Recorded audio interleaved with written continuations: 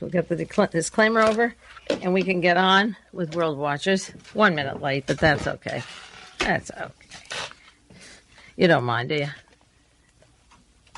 And this is Mae Brussell. It's KAZU FM in Pacific Grove, California. It's broadcast number 620, and it's October the 24th, 1983. I got a call just before the World Watchers began from the talk show. Would I talk about Jessica Savage? Of course I'll talk about Jessica Savage. I can't think of any woman who has done so much in the last year. She's done a lot. I have a close friend who thinks she didn't do a lot. She doesn't forgive her for not talking about the drug connections when she did the program on Roberta Calvi, leaving out the drug connections. And I think there's a good point there, but the British Broadcasting did the story of the murder of Roberta Calvi, and that was a very flagrant, outright murder that at the time they were calling a suicide. And I thought it was great that she had that broadcast on her program.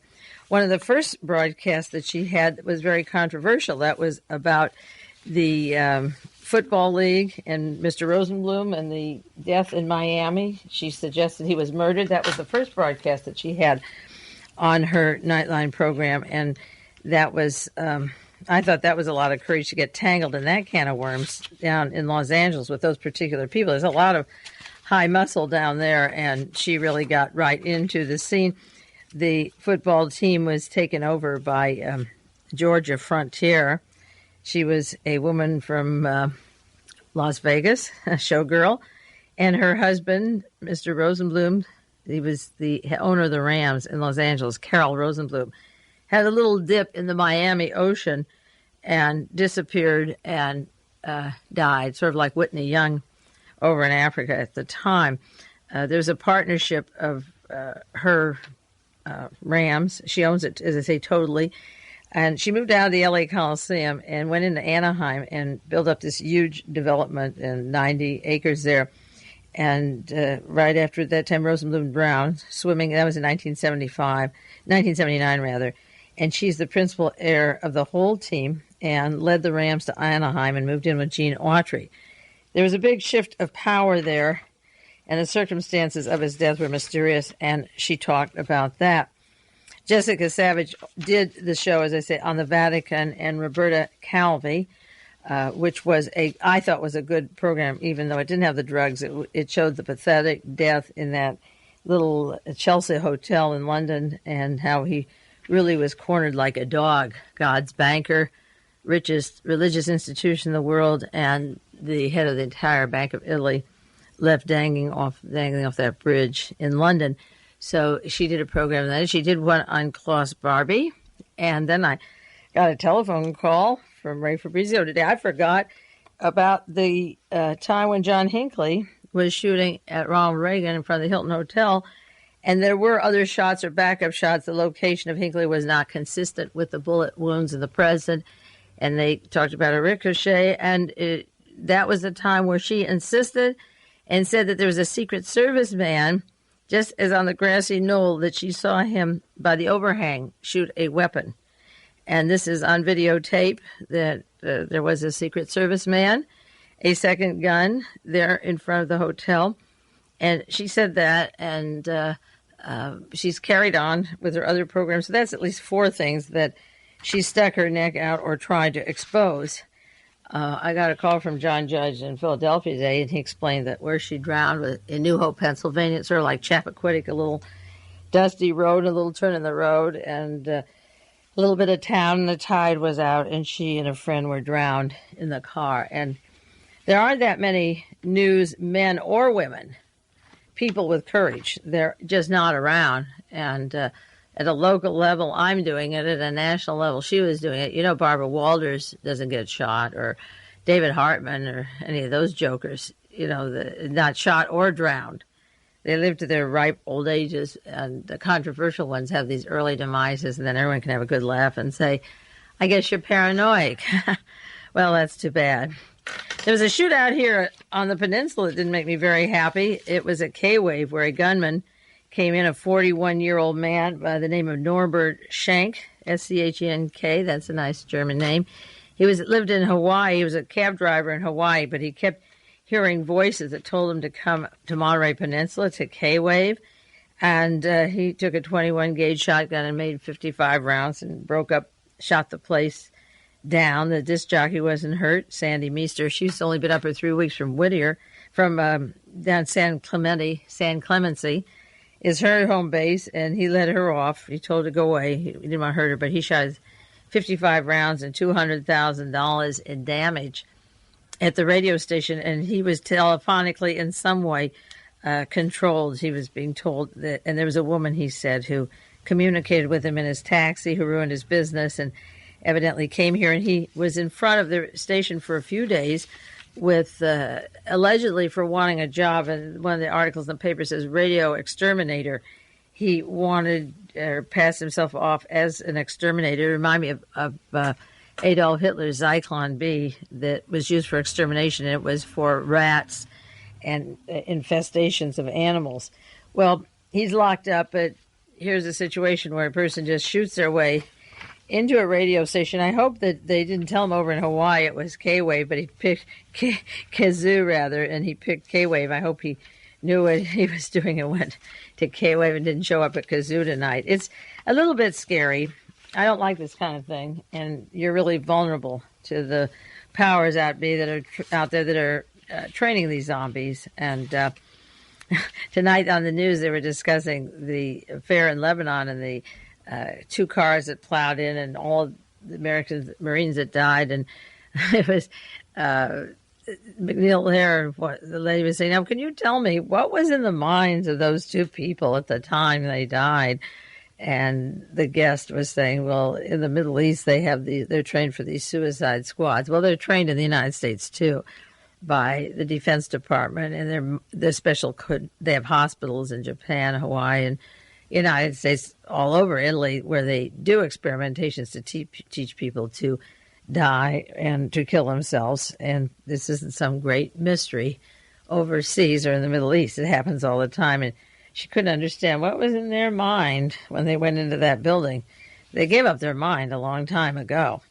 Now, there's one article or 2 or 3 pertaining to the costs of war that grabbed me this week. One was in the San Francisco Chronicle. It's a new report put out by the Arms Control Association and the Rockefeller Foundation. So you would imagine it would be very conservative on these figures. But this is what the report was: $1.3 million for military purposes every single minute.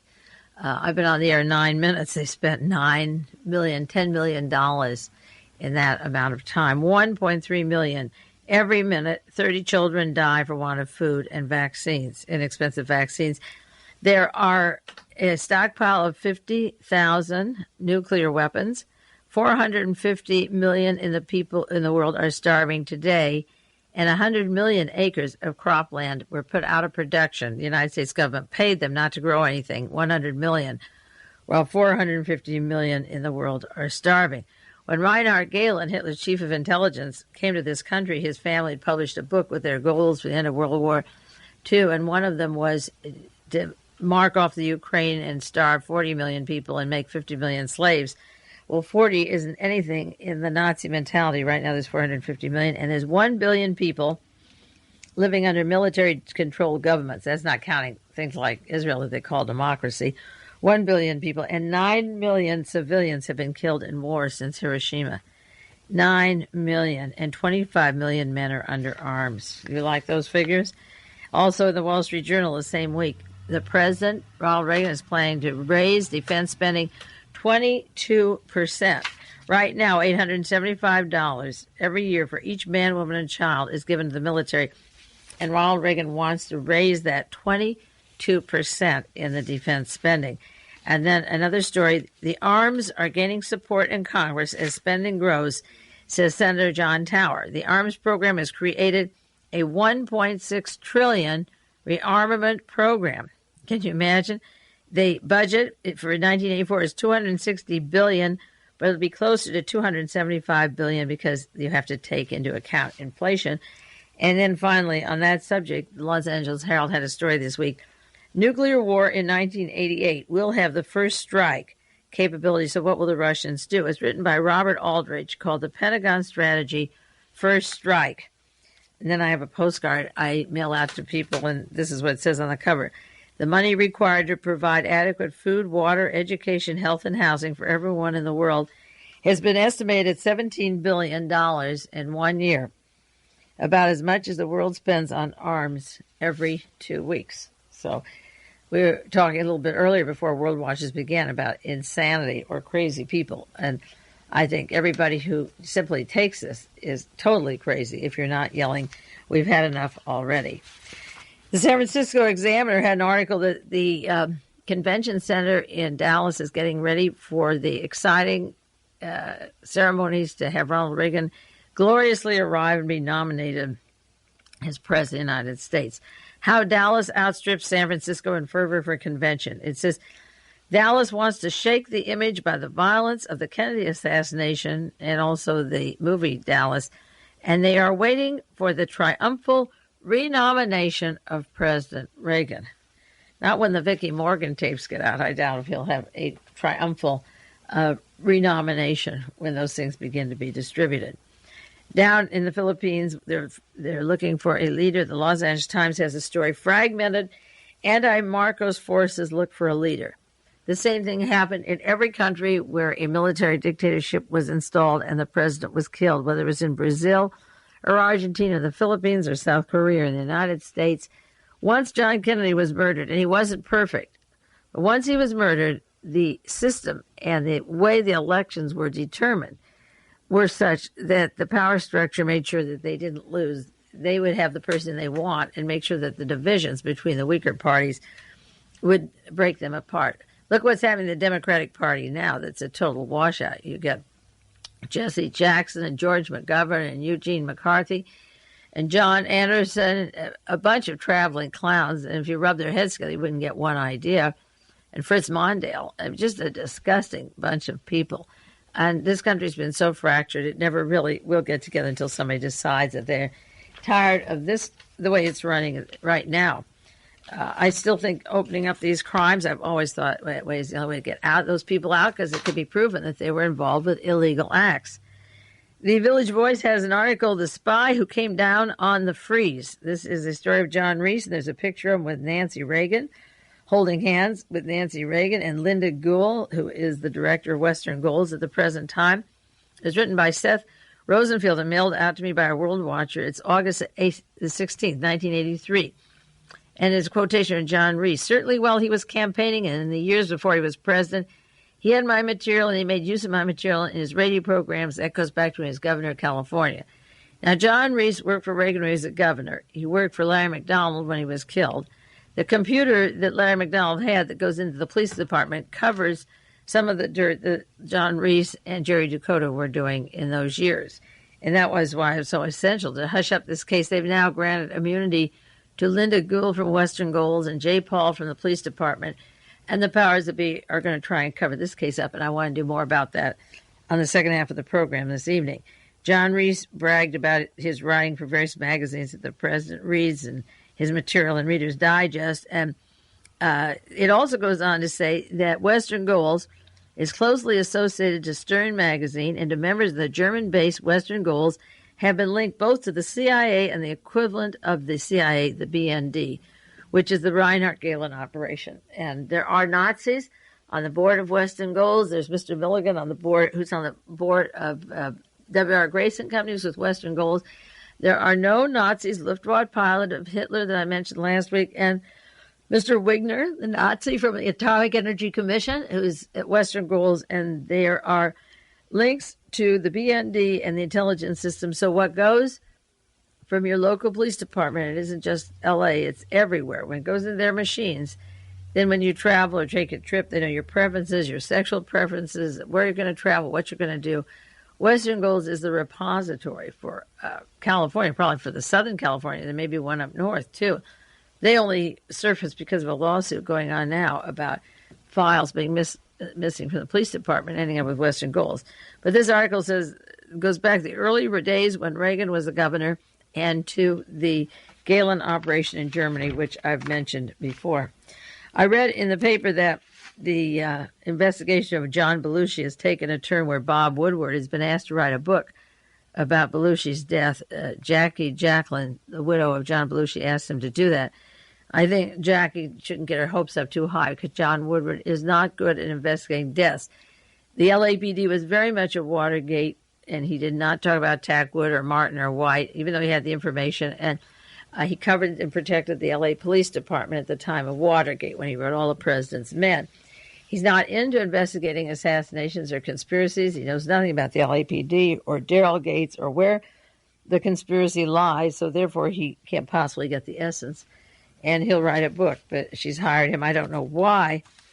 These people have some inside knowledge about a very special person or somebody that's murdered like this, why they go to what are really the named people who cover up the murders. He covered up all the main Watergate murders, the deaths of Lou Russell and Martha Mitchell and Dorothy Hunt's plane crash and Murray Chotiner and Beverly Kay at the White House, and 30 of them all together. He never wrote a book or cared at all about them.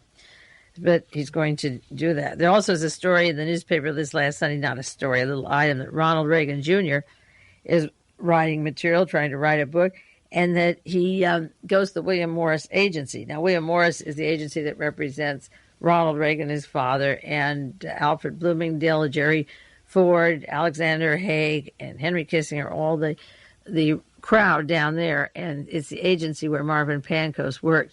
The latest story is that Marvin Pankos did not kill Vicki Morgan with the baseball bat. The story is that there's no fingerprints on the bat or anywhere just to prove that he did it. There was somebody in the closet, and they now know in L.A. who was in the closet, and that's the person who actually did the murder. So now we'll find out who silenced Vicki Morgan and why they hid it so long. But that person is recognized and identified by a few people. So that's what's going on in L.A. It'll be interesting to see where that goes. Alfred Bloomingdale made a lot of contacts in his life in Hollywood. There's a book coming out about Alfie by Sheldon Davis. He claims that Alfie had a really heavy sex life. He was completely consumed with women and spent $500,000 a year on his prostitutes and had every hooker in town. He was known that he had one thing on his mind, one consuming thing, and that was sex. That's interesting because when Ronald Reagan put him on the Intelligence Advisory Board, and I mentioned that before, it seems to me that he would have a little more discretion than a man who's picking up girls off the street from right and left. And on the board is Admiral Moore, who is with Western Goals, Larry MacDonald firm of military and so forth. And you'd think they'd be more particular. Another person on the board of Western Goals who's been involved in some of this scandal through the back door, but certainly prominent, is Edward Bennett Williams. He's with the Intelligence Advisory Board, not Western Goals. Edward Bennett Williams, the attorney. He represented John Hinckley Jr., and there's a picture of him in the paper, the Washington Times this week. Orioles owner Edward Bennett Williams sitting with President Ronald Reagan in the owner's box in the Baltimore Memorial Stadium. They're both very happy to be there. Reagan, I'm sure, must be so heavily blackmailed to allow himself to be with the man who got John Hinckley off. Everyone who ever shot a water pistol at Ronald Reagan is still in prison, and would get 20 to 40 years. So here's a man that really did almost kill him, and if you can call him a man, and affected Mr. Brady's life, so and two other people, and Ronald Reagan is going with Edward Bennett Williams to the ball game. I don't say that these people shouldn't be represented, but they should. But he got him off instead of locking him up forever. If he locked him up forever and threw away the key, I'd go out and celebrate, but he didn't. But Reagan is out there at the ball game with them, and as I mentioned once before, Nancy was at a party with them, so they don't seem to mind the Hinckleys or any of that stuff. I can't figure these people out, but that's the way their head goes, and that's the way they operate. Now, there's another story that came from back east, from World Watcher, the one that sent me the one on John Reese, on Larry MacDonald, Western Goals, and public broadcasting. The President of the United States was to make an appointment for one of the heads of public broadcasting, and he wanted Paul Harvey. Well, Paul Harvey is so conservative that he turned it down. He said that he gets money from the MacArthur Foundation, other foundations, and that he didn't really need it. He said they'd be better off having Helen Marie Taylor, a former Reagan nominee for public broadcasting. Well, Helen Marie Taylor is she's vice chairman of Phyllis Schlafly's Eagle Forum, which is an extreme right-wing group, and of course they're violently opposed to abortions. And she's a member of the board of Western Goals, of Larry MacDonald's Western Goals. This Ms. Taylor, this conservative woman who would be in charge of public broadcasting. And the article goes on to say that how right-wing she is and the thing that she has done to maintain her conservative position. And Helen Marie Taylor's on the board of Western Goals. She didn't, or as yet hasn't passed as head of the Western Goals. She's passed their test, but not the public broadcasting. So public broadcasting would lose a lot in its freedom of speech when you get a woman like this who is directly piped into computers that go over to Nazi Germany, to the Galen operation, to Roy Cohn, and to Edward Teller, just being at the station where there's a lot of anti-war and anti-abortion petitions. It'd be really weird to have this woman in charge of public broadcasting, but that's what the president wants, and he makes one weird appointment after the other. I just can't understand. I understand it, but it makes me sick. Now, the latest trick that the president tried to do, he's pushing through, is the appointment of somebody to recognize the Vatican as against all other churches.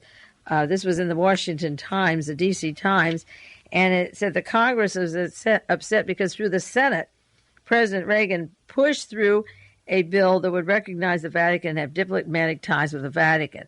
This is at a time when the Vatican was arrested Waldemar Sinkas has been arrested but won't accept the petition. He's hiding. When two of their bankers have been arrested, when judges have been killed, when their money is tied up in these dummy fronts that have not yet been identified, when the arrest took place at Stiebam in Milan with Henry Arsan and the drug dealers. It was the largest operation of narcotics and weapons bought from America and elsewhere in the world, right under the nose of the Vatican. And with all this going on, and Hermann Abs, the head of the Deutsche Bank, a man that worked with John McCloy and in American IG Farben and was on the board of IG Farben running the bank. At that time, Ronald Reagan wants the United States to recognize and have like an embassy with the Vatican, which means that all that hidden money and all the Jesuit priests that are used not for liberal causes but for safe houses for various agents and so forth could be combined with the United States Defense and CIA. Now, the congressman who pushed this through the Senate and cleared the Senate September 22nd was Senator Richard Lugar from Indiana. I mentioned Lugar June 6, 1983, just a few months ago, program number 600, because he's the fellow that was with the Pope, that went to see the Pope with 5 other senators to talk about human rights. And he's the fellow who was exposed in 1976 as being a link to secret Swiss bank accounts funding Richard Nixon for his election for the GOP. And the man who was transmitting the money was Horia Sima, S-I-M-A, the fugitive Nazi war criminal. He's living in Spain. He's wanted in other countries. The powers that be don't want him. So Lugar not only takes a trip with 5 other congressmen to see the Pope, and I'm sure that's when the Pope twisted his wrist, that they should have an envoy directly to Congress and to cabinet level because they can't get out. They can't get out because they'll be arrested. But here is a Nazi running the Vatican Bank, Hermann Abs. Here are Nazis in Spain that work directly with Senator Lugar. There's Senator Lugar going back and forth to the Vatican and then quietly sneaking this bill on through the Senate and getting it out so that diplomatic ties would be renewed with the Vatican. And not renewed, they were never allowed. There was a law that they shouldn't be allowed, and he tried to change the waiver. There's been a policy going a long way back in our Constitution, the fundamental change of keeping religion and church separate. And he wants to get that changed. It would repeal the 1867 statute prohibiting the spending of dollars for a diplomatic mission to the Vatican. And he's trying to get that cleared. There's a TV view with, I don't know if any of you saw Kitty Kelly, the woman who's writing about Frank Sinatra, the man who's threatened to stop her book before it starts. An interesting point that she makes that I like. She said, they asked her, why are you making the book about Frank Sinatra if he doesn't want it? And she said, little by little, the country becomes more like the people we admire. And that is terrifying when I look at the faces, the Henry Kissinger and the Fritz Kramers, the Daniel Grahams, particularly Kissinger everywhere, trying to build him up for the next president and the social butterfly again, or Nancy and Ronnie and their Frank Sinatra and the beautiful people image they projected when they're in all kinds of trouble, Johnny Carson and all of them. And the Hinckley family and all of them, the gay, happy little family from the suburbs of Dallas that moves up to Oklahoma. So she's afraid, she says, that we'll become like those people. We admire them, we become like them. So I guess she wants to knock this image out and get some decent people that she can emulate or like. So Kitty Kelly said, little by little, the country becomes more like the people we admire. The Washington Post has an article, The Reagan-O'Neill Understanding.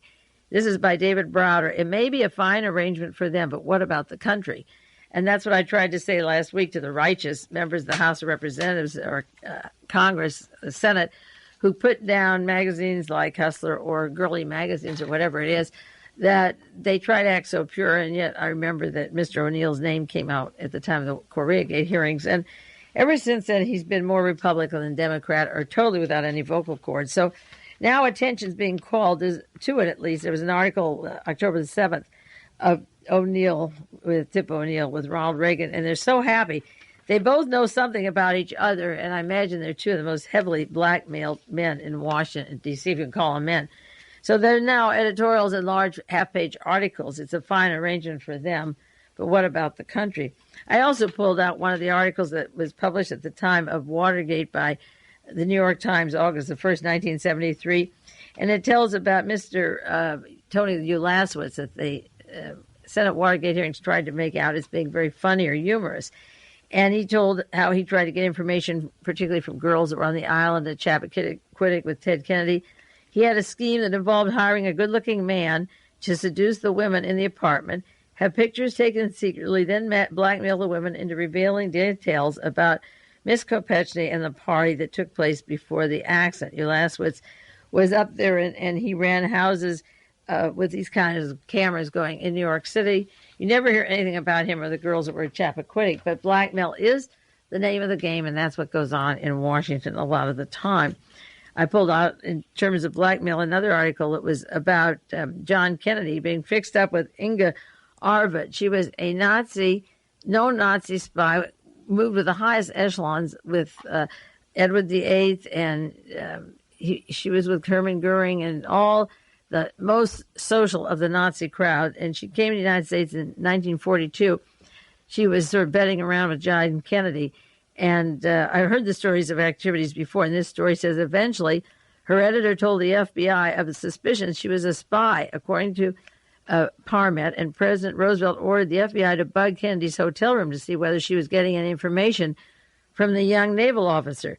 J. Edgar Hoover kept the recordings of the hotel room liaison and was in a key position to blackmail Kennedy from 1942 until he was assassinated in Dallas 23 years later.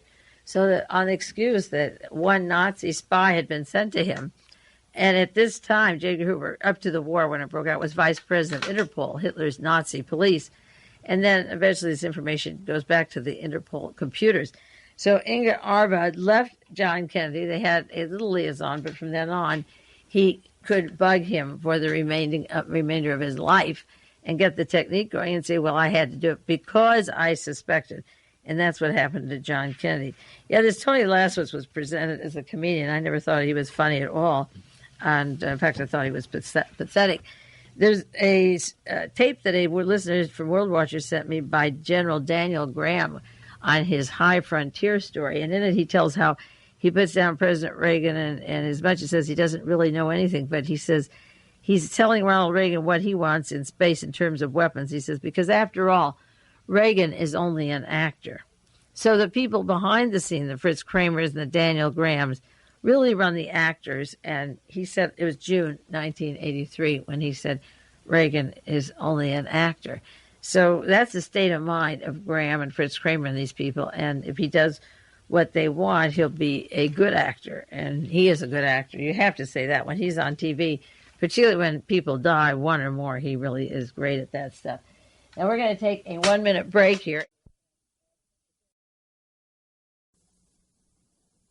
This is side 2 of the broadcast World Watchers. It's broadcast number 620, October 24th, 1983. Just a few remarks about the Bullion Reserve and the scandal in Los Angeles, because it touches close to the bank down in Los Angeles that Johnny Carson had, and that cast of characters, and John DeLorean. And then I want to do the remaining time on Articles taking place in the lawsuit in the LAPD, because I don't have enough time to update those for you, and I should be doing 30 minutes a week. When this character was dead, Allan David Saxon, they said it was a suicide. Then they decided they would do more investigation because there was a gun there by his side and a tape recorded conversation. Then they found out that his wife, who was sole heir to his debt of $60 million, I guess, unless he sold it away somewhere, she had ordered the cremation immediately. So by the time they wanted to stop to see if there were bullet holes in him, he was long gone and a lot of ashes. So then they said, well, our only hope is to find out what the tape said. He's going to explain about the company. And Barron's has an article that was sent to me by from San Francisco, October the 10th, 1983, a loyal world watcher up there who listens and sends articles. It says, awaiting the Saxon tape, the last message of a dead bullion dealer. Here he was taking orders and getting all this money and shipping at $2 million a week over to Brazil. And they couldn't wait to get the tape. Now, it's an interesting thing about these tapes. You would think that the tape would go to the district attorney and be part of public record if there's $60 million gone. This article goes at great length, the one in Barron's about Mr. Bizerto. He was the fellow who was involved with the Reagan home, giving this woman $75,000. The scandal when she wanted to invest in Reagan's home, and then he had to leave the bank. And Mr. Bizerto is not seen much on the news. I haven't seen him. And then down in Brazil, there's a man, would you believe this name, Nabi Zac, Z-A-C. Reminds me of Mr. Abs, who murdered a woman down at Hunter Liggett, ABCDELXYZ. That was Mr. Abs. This one purchased $80 million. Some of it's still floating around. He's down at Rio de Janeiro, and they said, waiting for the tapes, the message of a dead bullion dealer. Then the coroner in Los Angeles gets the tapes, and then the Wall Street Journal says bullion reserve links to failed bank are explored. It's very important of that bank because of links to the Ronald Reagan, the purchase of his home, to Johnny Carson, to the cocaine traffic down in that area. The case is interesting, to say the least. And the Wall Street Journal has a story that the officials refused to disclose the contents of the suicide tape. It was expected the contents would shed light on where $60 million in precious metals are supposedly held. The audio tape is held in Los Angeles, but they haven't said whether or not the coroner's office, whether they'd make it public. There's a tangled pattern of connections beginning to emerge between the bullion reserve and the defunct Commercial Bank of California, the Johnny Carson Bank. Mr. Carson had disassociated himself from the bank at the time of liquidation in May, but this was going on long before May. Mr. Bushkin, this is Johnny Carson's attorney, and opened the bank with him. A flamboyant figure in the Beverly Hills clientele has denied any wrongdoing. Mr. Saxon had made $1 million deposit in the bank last year, and then it was changed. It's named to First Credit Bank of California, that's in Blythe, California. Well, the coroner has those tapes, and he won't reveal what's in them, which is really bad because they are, again, covering up two people that are involved with Johnny Carson and Mr. Copelson. That's Arnold Copelson and Michael Miller. So there are a lot of interconnecting links between this bullion reserve scandal and I'll top off to the William Hetrick and Timothy Hoffman and John DeLorean case. It's on the periphery there, but they're hiding the real text of it. The L.A. Herald has a story when the greedy and the gullible go for gold, and it's not there. Investigators probe bullion reserve mystery. And there's another story in the L.A. Times, Saxon Brazil connections detailed. But you're not getting much out of that. The vault that he had is emptied, and somewhere Mr. Zack or somebody has it, but that mystery kind of goes off the news like Nugan Hand or Mark Rich. You don't hear much about it. Mr. Edwin Wilson this week surfaced again. He was guilty for trying to hire somebody to kill his wife and some other people, witnesses. Well, that's what he's good at, so they entrapped him at it. He's done it all his life, and they finally entrapped him with one more charge. But you don't hear much about Mr. Turple in this country or Corcola. Turple's overseas and George Corcola's in this country, and it's hard to keep track of the missing billions that are floating around and the missing agents, and when we'll hear from them again. Now, to the Los Angeles Police Department, I have 4 stories here that are important. I have about 40 of them, but they don't go over the wire services, and one is to the LA Times alone. And it's written by Zed Yaroslavsky, Yaroslavsky, Zev Yaroslavsky from the LA City Council. And he wrote an article or an essay for the Los Angeles Times about Western Goals, John Reese's organization now that Larry MacDonald is dead, and Roy Cohn's and Edward Teller and Admiral Moore. Western Goals and the Los Angeles Police Department, and how did the LAPD get out of hand to delivering this stuff to them, and what is going on? And this is what he wrote in the newspaper. He said the closed-door Los Angeles City Council meeting ended. The broadening Los Angeles Police Department intelligence scandal was the only item on the agenda. The council had been briefed about the lawsuit against the Los Angeles City and their illegal spying unit. The council had adjourned when a conservative member of the council, a delegate who was asked me, he says, about names in the file. He thought that it was only liberals that get targeted, not conservatives, and that he found out the conservatives may be the target of the LAPD investigations. This member who early in the summer publicly argued that only those who had something to hide would be concerned about a legal counsel or about what is going on with the police keeping records of you. Only people who have something to hide would be concerned. All of a sudden asked Mr. Yaroslavsky, in your review of the files, have you come across anything with my name on it? This is the staunch conservative, just as Nelson Rockefeller would find out that Ronald Reagan was spying on him, which he was. But this arch conservative says, by any chance did you find my name? Because he's done all the right things all his life. And this city councilman says, if a picture is worth 1,000 words, this scene is worth volumes. Intelligence abuse cuts across all political and more apparent every philosophical line. It becomes obvious that the Los Angeles police intelligence units were used not for law enforcement purposes. The Los Angeles police were not used for law. They were used to advance the political agenda and enhance the political clout of the chief of police or whoever saw the pictures. A conservative politician could be targeted as easily as a liberal. The department could use whatever information was obtained to keep its friends in tow and make its adversaries, potential adversaries, behave like friends. That's how you get the Tip O'Neills to lie down, doggy. You get some nice pictures, and then your adversaries behave like friends. He doesn't mention him, but I added that. He goes on, some of the information compiled by Detective J. Paul, whose home became the repository for 200 boxes of intelligence files. Remember when it was 50 and 60 and then 100, now it's 200. These were documented, the files at J. Paul's house showed the relationship of family, financial data, of top city officials, detailed biographical information, and in some cases details about their spouses, who allegedly weren't really into the political thing anyway. They kept the record on the spouses and the family. As the scandal unfolded, a high-ranking department official explained to me that the LAPD was interested in finding out what the policymakers have and what kind of juice they have on the mayor, the city council, the business community, the press, the power centers in L.A.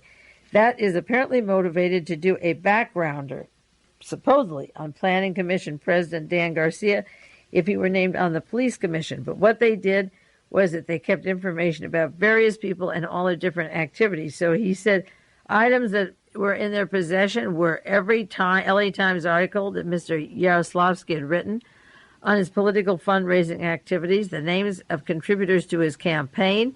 It was no coincidence that last summer's debate on freedom of information with my various supporters and so forth was blocked by the police department. The ordinance did not want to be in a position of releasing this information.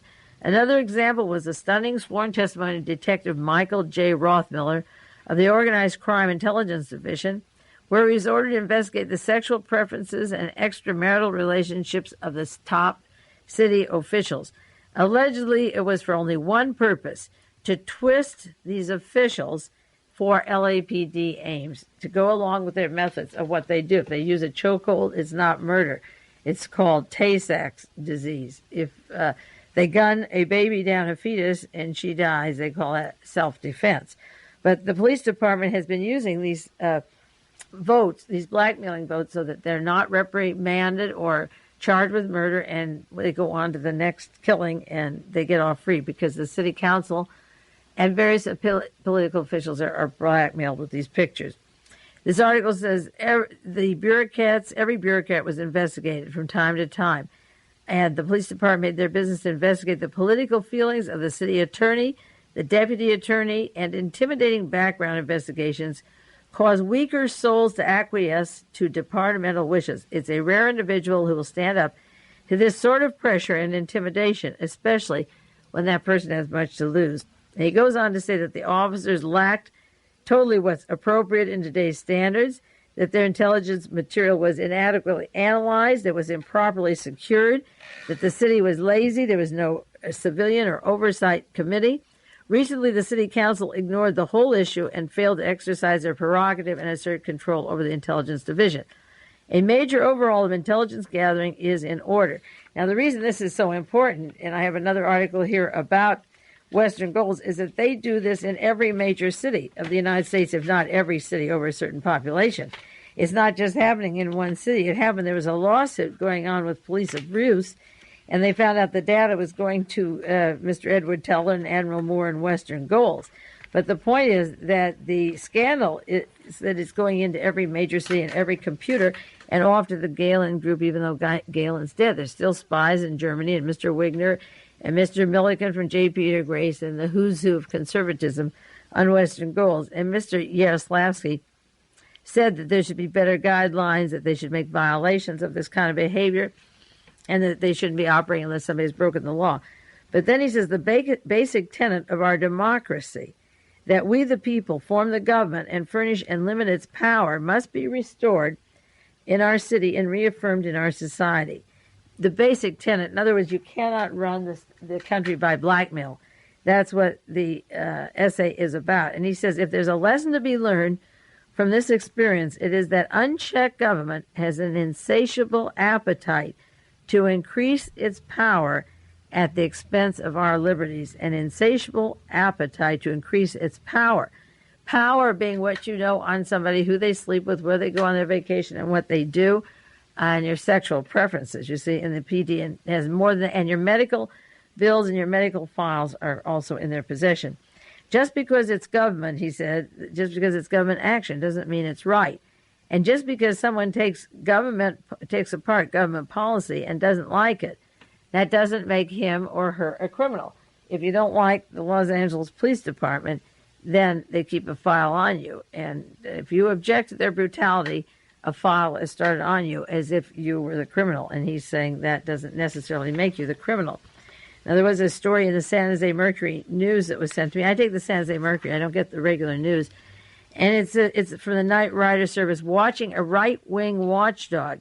And this is about Western Goals having information on Governor Brown, Atlanta Mayor Andrew Young, Eldridge Cleaver, the Ku Klux Klan, Jane Fonda, and it goes on and on. Chicago Mayor Harold Washington, there was just $1 million contract out to kill him. And George McGovern, remember the scandals of McGovern at the time of Watergate? And he hushed up and dropped the whole case, actually, against the Republicans for breaking into the offices because he was so blackmailed. This article says, based in Virginia, includes offices in New York, Philadelphia, and Los Angeles, and other cities, founded by Larry MacDonald, the president of the Birch Society in Washington, D.C., until he died, and people on the board, known Nazis, and politically far, far right on the board of Western Goals, and they're receiving this information about your personal lives. And as I said, this isn't a Los Angeles problem. This goes into every city.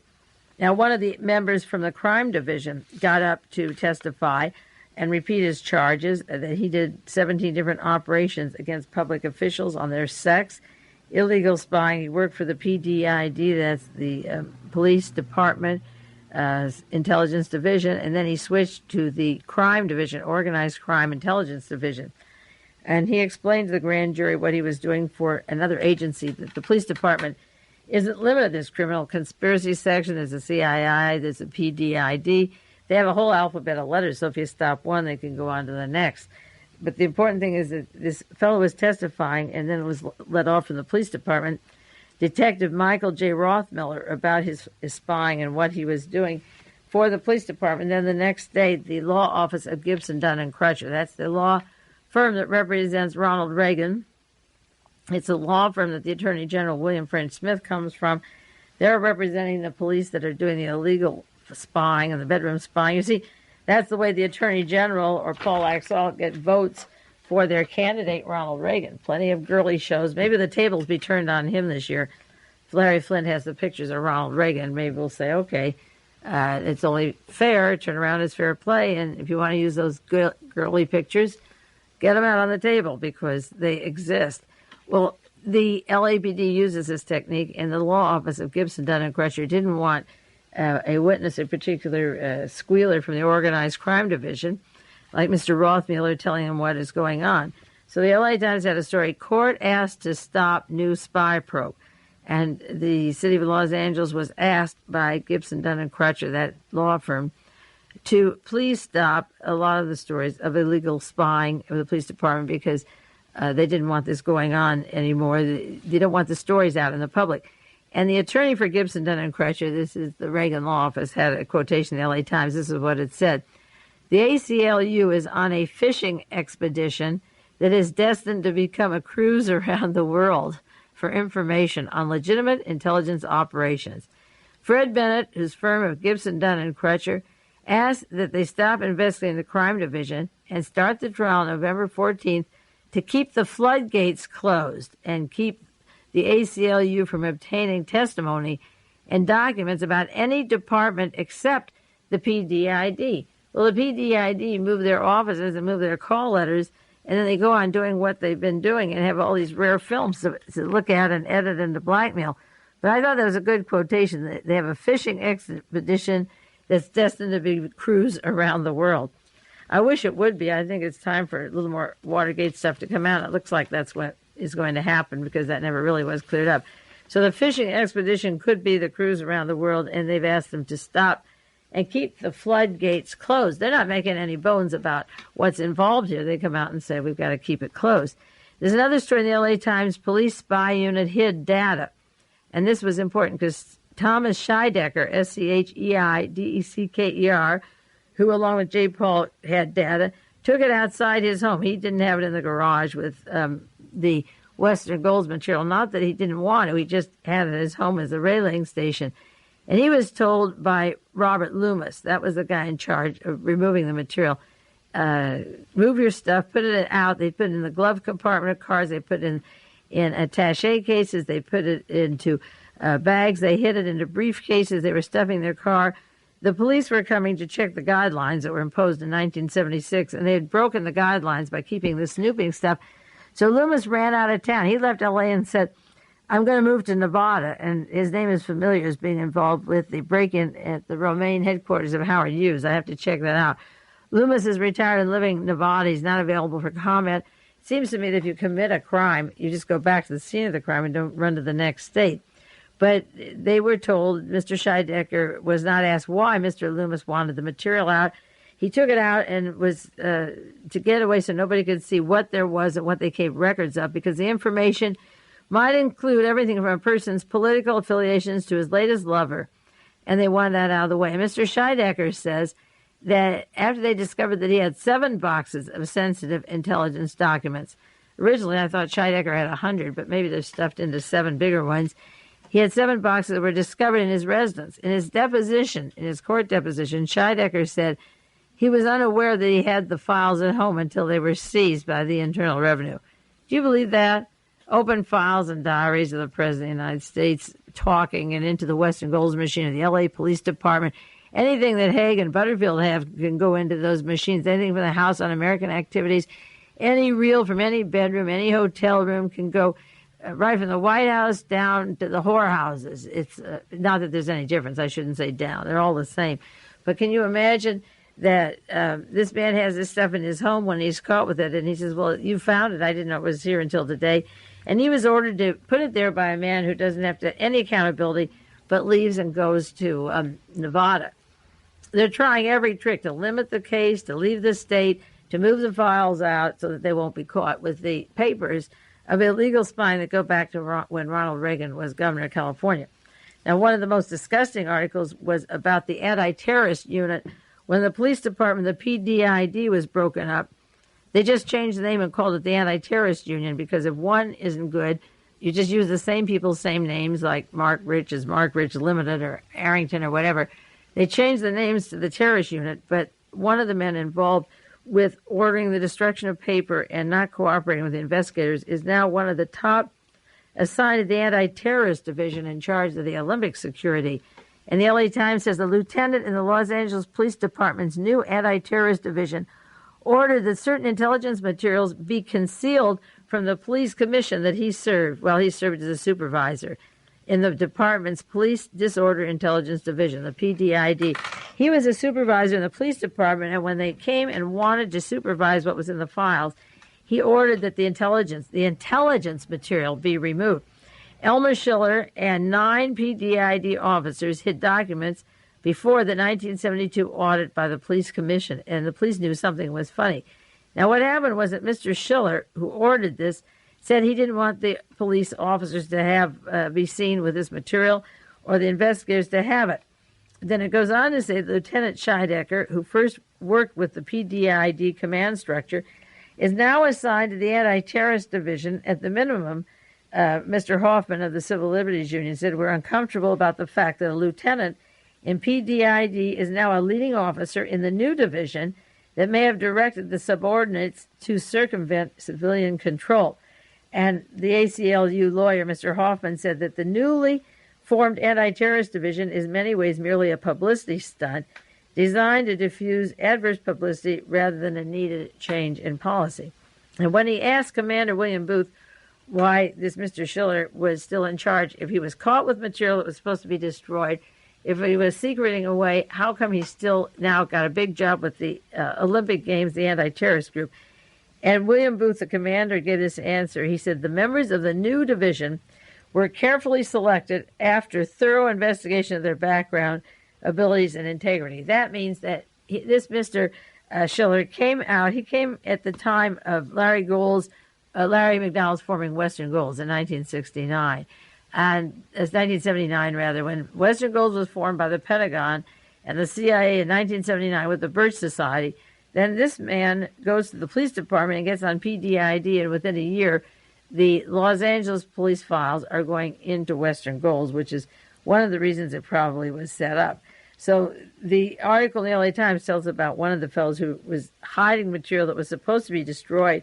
I guess they could get it to those great archives of Western Goals, and that he's being defended as being hand-selected, I guess, which means the CIA or a Defense Department job that he has, because they said we've gone into his background and his ability and his integrity. Well, he has absolute ability to steal papers that were ordered destroyed. He has the integrity of a rat because he's going to use it to frame people on their personal life and blackmail them. So he is still with the anti-terrorist unit, and nobody's making too much of a fuss in L.A. I don't see editorials to get him out before the Olympic Games come on. There's a new book out, or an old book. I don't have it. A World Watcher sent me the title of, and if you find it, let me know what it is, and I'll pay you, and send it to me. It's called The Killing of Karen Silkwood by Richard Rashke, R-A-S-H-K-E, and it mentions Larry MacDonald in there and Georgia Power and Light Company and his connections to it. That's John Reese, and they did investigative work for the utility companies on what was supposed to be nuclear safety while the companies have been polluting everywhere and then murdering the people that expose the pollution and the danger. All of you know who Karen Silkwood is, or I hope you do. If you don't, you can call me next week and I'll tell you who Karen Silkwood is. She was carrying information in the New York Times about pollution and radiation, illegal harming of people in Oklahoma. And Larry MacDonald's name is in that book. Well, the anti-terrorist unit is something that has to be watched. There's another story in the LA Times, September 29th. Police spy unit hid its work as part of its policy. Now, the one reason I think they hid it is that people like Donald DeFreeze and Louis Tackwood work for the LA Police Department. And when you have counterintelligence and terrorist squad, somebody that's going to kidnap Patricia Hearst's daughter, and Patricia Hearst hired and had some of these men working for her at the time that Ronald Reagan was governor, Jerry Ducote and John Reese were doing work for her. And Patty Hearst was kidnapped. When you have those kinds of clients and they're involved with these sleazy characters, and the story gets to break open, it's pretty interesting. But there's one story, police spy unit hid their work. suggests that the LAPD division engaged in conscious effort to engineer what was a massive cover-up, which they said was small. They said if everybody would come down and just look at a few papers, it would all be cleared. In a closed-door presentation, Attorney Daniel Garcia told council members that Detective J. Paul, a central figure in the police scandal, in the spying scandal, may have been only one player in their systematic division-wide attempt to avoid compliance with police commission guidelines and to thwart civilian oversight, sources familiar with the briefing said. The statements by Garcia, hired by the city to review the police spying, said that there's been massive cover-up by all different branches of the agency. It isn't just one police department or one agency. And because this one police department in L.A. is identified with Western goals, as I said, doesn't mean that the others aren't all over the country. They're trying to do a review of the papers. There's a wide investigation of the documents. But as of this date, they're destroying a lot and not letting people know what was in their car, not calling Mr. Loomis back, not firing the people that were involved, and trying to disrupt and hurry the case now before too much comes out. They don't want to get into the organized crime unit because then they'll find probably a little more about drug provocateurs and the Tackwood types, and they're trying every which way, every technique to stop the stolen records from being revealed, what's on them. Another story in the LA Times, September 30th. Data yielded in spy case. Group files may contain stolen records.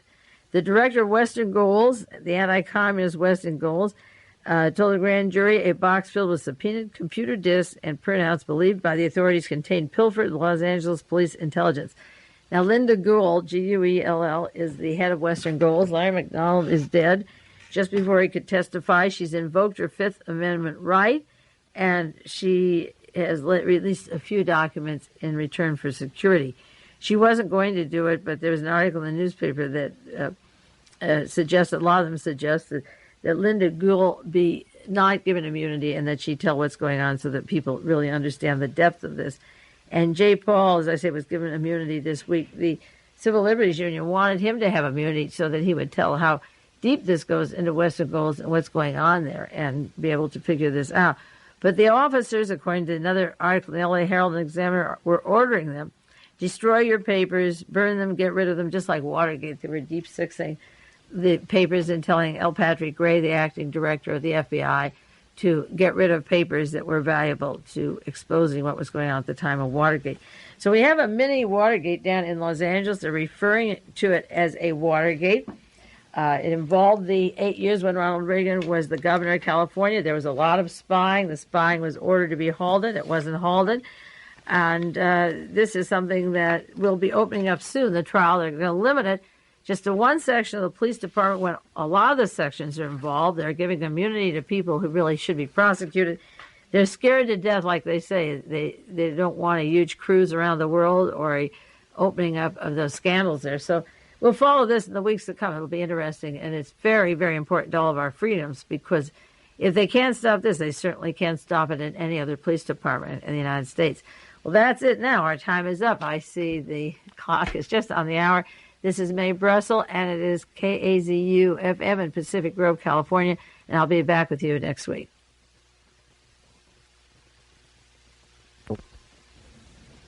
The views expressed by Mae Brussell during World Watchers are those of the commentator and do not reflect the opinions of KAZU, its board of directors, or staff.